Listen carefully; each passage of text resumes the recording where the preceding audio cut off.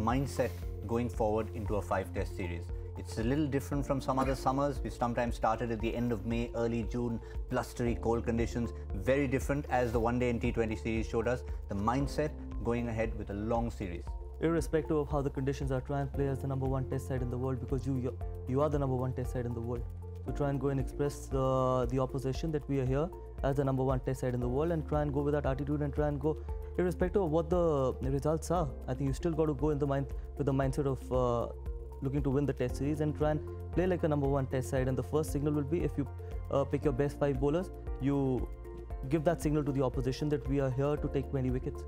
Even if our batters get 250, 300 runs, we've got the bowling attack to get you out. And if you're looking for bits and pieces that someone can contribute, someone can give me a couple of overs and all the stuff, that sometimes can become a defensive mindset. That can work in a one-day or a T20 format, but in Test cricket, I think you got to go with your best 5 bowlers, because those are the guys who's got to win you the Test matches and the Test series.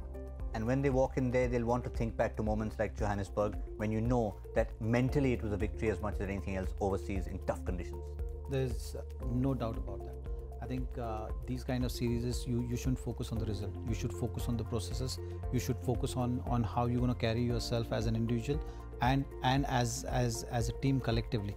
And that's something which we saw in South Africa. You know, the team was up for the fight, and that's what matters. Results will come your way, and I think the time spent in English conditions is enough for anyone to get acclimatized.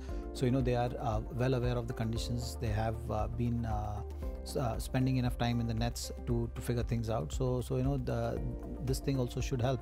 If they have the right kind of approach, what they had in South Africa, if they can replicate that, if they can stay tight as a group and put up a fight, you know, the results will follow.